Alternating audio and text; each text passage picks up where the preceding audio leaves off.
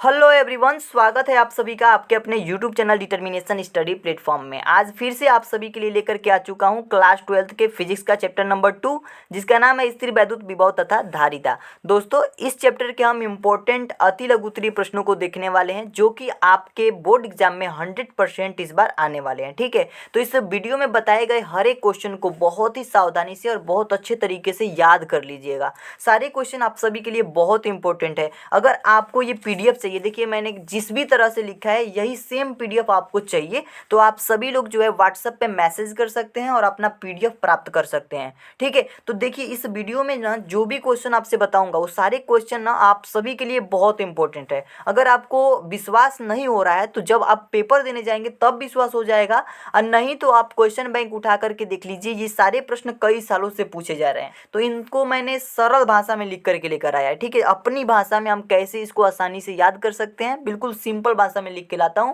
आप सभी को आसानी से याद हो जाएगा। तो पहला प्रश्न हमारे पास है, वैद्युत विभव की परिभाषा दीजिए तथा इसकी बीमा लिखिए। इस क्वेश्चन का आंसर हम बहुत सरल भाषा में लिख करके लाए हुए हैं। तो देखिए क्वेश्चन का आंसर क्या लिखेंगे, एकांक परीक्षण धनावेश को अनंत से वैद्युत क्षेत्र के भीतर किसी बिंदु तक लाने में किए गए कार्य को हम उस बिंदु की वैद्युत विभव कहते हैं। देखिए एक बात सुनिए, देखिए कोई भी परीक्षण आवेश क्या होता है। परीक्षण आवेश का मतलब, देखिए यहाँ परीक्षण आवेश लिखा हुआ है। परीक्षण आवेश का मतलब होता है जिसका खुद का अपना बल न हो, किसी और आवेश के बल का अनुभव करता है, उसे हम परीक्षण आवेश कहते हैं। तो अगर किसी भी परीक्षण आवेश को अनंत से वैद्युत क्षेत्र के भीतर लाएंगे तो उसमें कार्य लगेगा, और उसी कार्य को हम उस बिंदु का वैद्युत विभव कहते हैं। बस इतनी सी बात जो है आपको याद रखनी है। और इसके लिए हमारे पास फार्मूला निकल के आता है, V बराबर में W अपन में Q नॉट।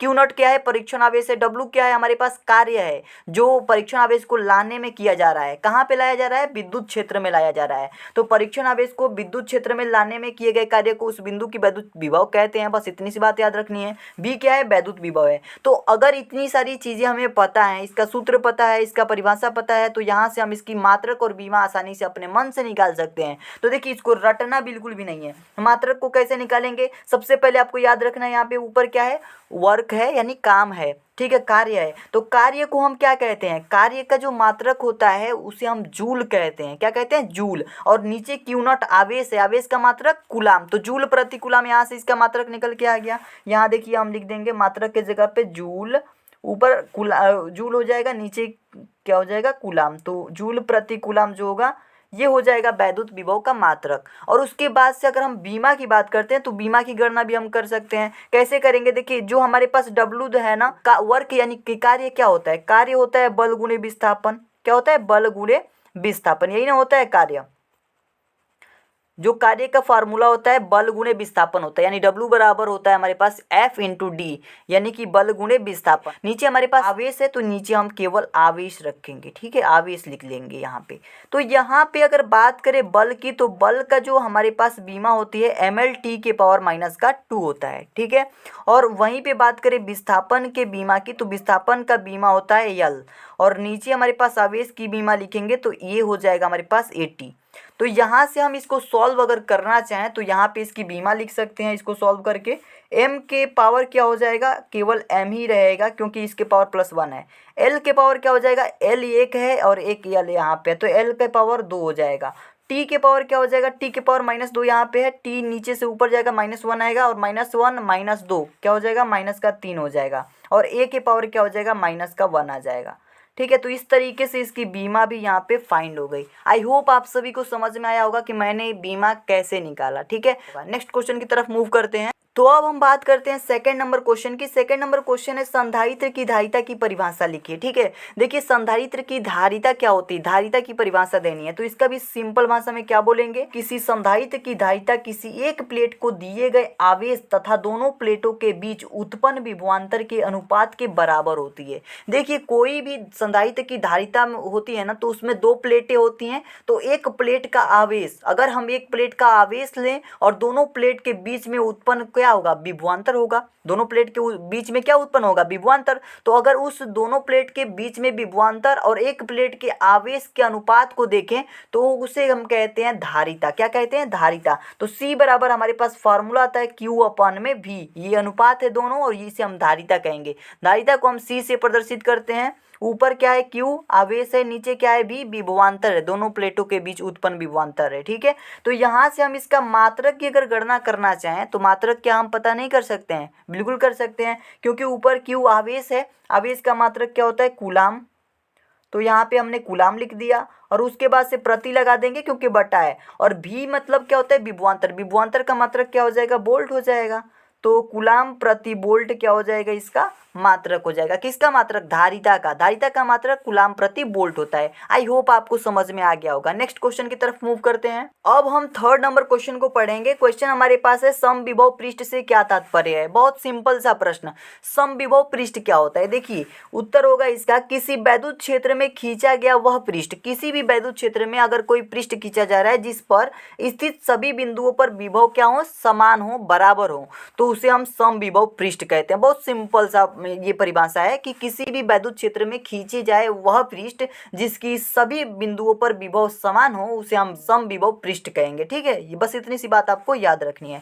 नेक्स्ट क्वेश्चन की तरफ अगर चलते हैं तो नेक्स्ट क्वेश्चन आपके पास 4 नंबर ये रहा। दो बिंदुओं के बीच विभवांतर 50 वोल्ट है।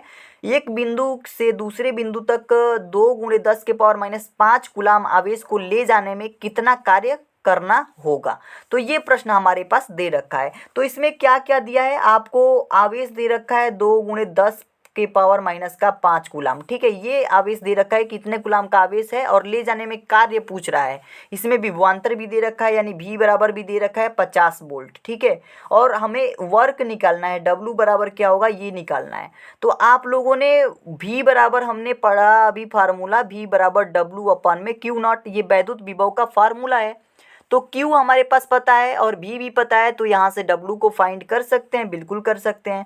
तो देखिए कैसे करेंगे हम। अगर इस फार्मूले को थोड़ा सा मॉडिफाई करें तो W बराबर लिख सकते हैं Q × V। ठीक है, तो Q × V हो सकता है आवेश गुणे विभवांतर। ठीक है, तो कार्य बराबर आवेश गुणे विभवांतर हो जाएगा। कार्य ही तो निकालना है, तो कार्य बराबर हो जाएगा। Q को हम क्या कहेंगे? देखिए 2 × 10⁻⁵ कूलाम है, तो ये लिख देंगे 2 × 10⁻⁵ Q की जगह पे। और V की जगह पे क्या लिख सकते हैं? 50 वोल्ट है तो 50 लिख सकते हैं। और इसको आगे हम इस तरफ साइड में सॉल्व कर देते हैं। W बराबर में क्या हो जाएगा? 2 और 50 का गुणा होगा तो क्या हो जाएगा? 100, और गुणे में 10 के पावर क्या हो जाएगा? -5। तो W बराबर अगर निकालें तो ये हो जाएगा। अगर हम 100 को 10 के पावर 2 लिखें तो गुणे में 10 के पावर -5 ये रह जाएगा।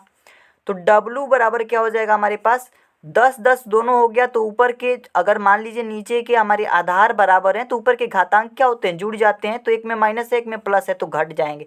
तो 10 के पावर -3 आ जाएगा। और ये क्या होगा? वर्क है, तो ये जूल में आंसर आएगा। ठीक है, तो ये जूल लगा देंगे क्योंकि ये बहुत इंपॉर्टेंट होता है। अगर जूल नहीं लगाएंगे तो गलत हो जाएगा। ठीक है, तो आपको जो है इसकी यूनिट भी लगानी होती है। ये इसका करेक्ट आंसर हो जाएगा। आई होप आपको ये चीज़ समझ में आई होगी। छोटा सा न्यूमेरिकल है जो कि आपके 1 नंबर या 2 नंबर में पूछा जा सकता है। ठीक है, तो आप सभी लोग इस बात का ध्यान रखेंगे कि इसको हमें कैसे सॉल्व करना है। स्टेप वाइज ले जाना है, लास्ट में इसका मात्रक जरूर लिखना है। ठीक है, आई होप आपको ये भी क्वेश्चन समझ में आ गया होगा। अब हम नेक्स्ट क्वेश्चन 5 नंबर की तरफ चलेंगे। तो 5 नंबर क्वेश्चन हमारे पास है, चित्रानुसार संयोजन के समतुल्य संधारित्र की गणना कीजिए। हमारे पास एक चित्र दे रखा और कह रहा है कि इस चित्र के अनुसार संयोजन के समतुल्य संधारित्र की गणना कीजिए। तो यहाँ पे हमारे देखेंगे कि 3 कैपेसिटर लगे हुए हैं इस फिगर में, C1 C2 C3। ठीक है, एक 5 माइक्रोफैरड का है, एक 10 माइक्रोफैरड है, एक 3 माइक्रोफैरड है। तो हमने क्या किया है, इसका सॉल्यूशन करने के लिए सबसे पहले जो दिया है उसको लिख लिया है। C1 बराबर 5 माइक्रोफैरड, C2 बराबर 10 माइक्रोफैरड, C3 बराबर 3 माइक्रोफैरड। उसके बाद से हम इसकी गणना करेंगे, इसको हम हल करेंगे। यहाँ पे जो श्रेणी क्रम में जितने भी कैपेसिटर हैं उनको सबसे पहले देखेंगे। तो श्रेणी क्रम में ये 2 कैपेसिटर लगे हुए हैं। दोनों कैपेसिटर किस क्रम में है? श्रेणी क्रम में है। ठीक है, सीरीज में है। तो देखिए इसके लिए फार्मूला क्या होता है? C बराबर में C1 इंटू का C2 अपन में C1 प्लस का C2 कर दीजिए। ये सिंपल सा फार्मूला है। एक और फार्मूला होता है, जैसे कि 1/c बराबर में 1/c1 प्लस 1/c2 1/c3, इस तरीके से जोड़ते जाएंगे।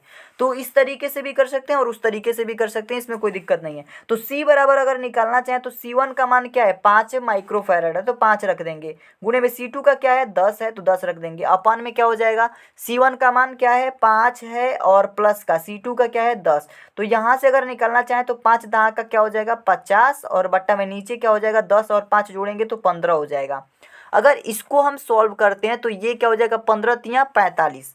ठीक है, इसको काटना चाहें तो 15 तियाँ 45, 3 दशमलव फिर से 5 आया, 10 जीरो बढ़ा 5 15 तियाँ सॉरी 3 बार में जाएगा 15 तियाँ 45। तो लगभग हमको लगता है कि 3 3 आता जाएगा। ठीक है, अगर इसको सॉल्व करेंगे तो 3 3 आता जाएगा, 3 दशमलव के बाद से 3 3 आता जाएगा। इतना माइक्रोफैरड ये आ गया। कौन सा आ गया, श्रेणी क्रम वाला। अब देखिए यहाँ पे 3.33 माइक्रोफैरड का आ गया जितने भी श्रेणी क्रम में कैपेसिटर थे। इन दोनों कैपेसिटर को जब हमने श्रेणी क्रम में सॉल्व कर दिया तो ये इसके सामने आ जाएगा, इस कैपेसिटर के। ठीक है, तो ये दोनों एक दूसरे के क्या हो जाएंगे, पैरेलल हो जाएंगे, समांतर हो जाएंगे। तो समांतर के लिए जो तुल्यधारिता का फॉर्मूला होता है वो होता है c बराबर में जो हमारे पास निकल चुका है, यानी कि जो श्रेणी क्रम है उसको सॉल्व कर चुके हैं तो उसको पहले लिख देंगे, उसमें जोड़ देंगे हम जो बचा हुआ संधारित्र है उसको। तो यहाँ पे हम c डैश बराबर निकलना चाहें तो c यानी कि इन दोनों को जोड़ने पर क्या आया 3.33 माइक्रोफैरड आया है, यानी c का मान ये था। तो c डैश इसको मान लेते हैं। तो यहाँ से हम 3.33 रख देंगे और प्लस का c3 क्या है, इसका मान क्या है 3 माइक्रोफैरड है तो 3 रख देंगे। तो यहाँ से c डैश बराबर हमारे पास निकल के आ जाएगा 3 3 6 हो जाएगा, 6.33। और ये किस में आएगा, माइक्रोफैरड में आएगा, क्योंकि सारे जो कैपेसिटर थे माइक्रोफैरड में थे। तो इसका आंसर भी क्या होगा, माइक्रोफैरड में आएगा। तो इस तरीके से ये इसका आंसर हो जाएगा। आई होप आप सभी को ये भी चीज़ समझ में आई होगी। लगभग 2 नंबर में या फिर 1 नंबर में ये क्वेश्चन पूछा जा सकता है। सिंपल क्वेश्चन है, आप सभी लोग आसानी से इसे सॉल्व कर सकते हैं। अब हम नेक्स्ट क्वेश्चन की बात करते हैं। तो 6 नंबर क्वेश्चन है कि एक फैराडे वैद्युत धारिता वाले गोलीय चालक की त्रिज्या ज्ञात कीजिए। एक फैराडे वाले वैद्युत धारिता की बात कर रहा है। अगर कोई गोलीय चालिका की हमें त्रिज्या ज्ञात करनी है जिसकी धारिता 1 फैराडे है तो हम इसको कैसे सॉल्व करेंगे। देखिए हमारे पास जो C दे रखा है 1 फैराडे दे रखा है, कितना 1 फैराडे। ठीक है, 1 फैराडे दे रखा है। तो आप लोगों को एक फार्मूला पता होगा C बराबर में, इसको हम हल कर रहे हैं। ठीक है, तो आपको एक फार्मूला पता होगा C बराबर में 4 pi epsilon not capital R के बारे में। ठीक है, ये पता होगा। तो यहाँ से अगर कैपिटल R को पक्षांतर करके इधर लाएं और C को इधर भेजें तो C अपन में 4 पाई एप्सिलॉन नॉट निकल के आ जाएगा, बिल्कुल आ जाएगा। और इसी फार्मूले को रख करके हम सॉल्व नहीं कर सकते हैं, बिल्कुल कर सकते हैं। तो R बराबर क्या आ जाएगा 1/4 पाई एप्सिलॉन नॉट, और इसको हम C ऐसे रख सकते हैं क्या, बिल्कुल रख सकते हैं। तो R बराबर क्या आ जाएगा हमारे पास 1/4 पाई एप्सिलॉन नॉट क्या है, कांस्टेंट जिसका मात्रक होता है 9 गुणे 10 के, जिसका मान होता है 9 गुणे 10 के पावर 9, और गुणे में क्या हो जाएगा C का मान क्या है 1 फैराडे है तो 1 रख देंगे। तो यहाँ से अगर इसको सॉल्व करें तो R बराबर यानी इसकी त्रिज्या 9 गुणे 10 के पावर 9 ही आ जाएगी। और ये किस में होगा, मीटर में होगा, क्योंकि त्रिज्या का क्या है, दूरी है, दूरी मीटर में होगी। आई होप आपको ये समझ में आ गया होगा, किसी भी तरीके की यहाँ पे कोई कन्फ्यूज़न नहीं होगी। ये इसका आंसर हो जाएगा। बिल्कुल सिंपल सा प्रश्न था, आसान था। अब हम देखेंगे हमारा अंतिम प्रश्न, 7वां प्रश्न। 7वां प्रश्न है कि 1 सेंटीमीटर त्रिज्या के गोले को 1 कूलाम आवेश देने पर गोले के पृष्ठ पर उत्पन्न विभव की गणना कीजिए। हमें गणना करनी है किसकी, विभव की। तो देखिए सबसे पहले इसमें क्या क्या दिया है वो लिख लेंगे। तो लिखेंगे दिया है, क्या क्या चीज़ें दी गई हैं उनको सबसे पहले लिख लेना है। तो यहाँ पे आवेश कितना दिया गया है 1 कूलाम, 1 कूलाम आवेश दिया है। और इसमें R कितनी दे रखी है, दूरी, यानी कि इसकी त्रिज्या, रेडियस 1 सेंटीमीटर दे रखा है, 1 सेंटीमीटर। अब देखिए सेंटीमीटर दे दिया है तो इसको मीटर में बदलेंगे तो R बराबर में 10 के पावर अगर -2 से गुणा करा देंगे तो ये मीटर में बदल जाएगा। तो 1 में अगर 10 के पावर -2 से गुणा कराएंगे तो 10 के पावर -2 ही बचेगा, तो इसलिए मैंने 10 के पावर -2 ही लिखा है। ठीक है, इसमें कोई कन्फ्यूज़न नहीं होना चाहिए। किसी भी संख्या में अगर 10 के पावर -2 से हम मल्टीप्लाई कराते हैं तो मीटर में बन जाएगा, अगर सेंटीमीटर में है तब। ठीक है, अब देखिए इसको हम सॉल्व करना चाहें तो V का एक फार्मूला होता है, यानी कि विद्युत विभव का फार्मूला होता है। तो विद्युत विभव ही ज्ञात करना है हमें। तो V बराबर हो जाएगा 1/4 पाई एप्सिलॉन नॉट, और यहाँ पे Q/R, ये हमारा वैद्युत विभव का फॉर्मूला निकल के आता है, जो कि आपको पता होगा। इस सूत्र को जरूर से जरूर याद कर लीजिएगा, इंपॉर्टेंट है। तो V बराबर निकालना चाहें तो 1/4πε0 को 9 × 10⁻⁹ लिख सकते हैं, क्योंकि इसका मान होता है। और Q का मान क्या दिया गया है हमारे पास, Q आवेश का मान 1 कूलाम दे रखा है, तो गुणे में 1 और बट्टा में क्या हो जाएगा हमारे पास, R का मान क्या है, 10⁻⁻2 है, 10⁻2 रख देंगे। अब इसको सॉल्व करें आगे, तो V बराबर क्या निकल के आ जाएगा, 9 × 10⁻9 और ये 10⁻2 को ऊपर ले जाएंगे तो गुणे में 10⁻2 हो जाएगा, प्लस का 2 बन जाएगा। तो यहाँ से अगर हम इसका मान निकालते हैं तो 9 तो एज इट इज़ रहेगा, गुणे में ये अगर बेस बराबर है तो ऊपर के घातांक एक्सपोनेंट क्या हो जाएंगे, ऐड हो जाएंगे। तो 9 2 क्या हो जाएगा, 11। तो 9 × 10⁻11 ये इसकी वैद्युत विभव की गणना हो गई। तो यहाँ पे वैद्युत विभव का मात्रक भी लिख देंगे, वोल्ट। ये इसका आंसर आ गया। आई होप आप सभी को ये चीज़ समझ में आ गई होगी। आशा करता हूँ दोस्तों आप सभी को ये वीडियो पसंद आई होगी। जितने भी क्वेश्चन मैंने बताए आप सभी को तैयार हो गए होंगे और सिंपल से प्रश्न थे, आप सभी लोग जो है इन्हें लिख करके अपनी कॉपी में तैयार कर लेंगे। अभी के लिए इतना ही दोस्तों, मिलते हैं एक नई वीडियो में, तब तक के लिए धन्यवाद।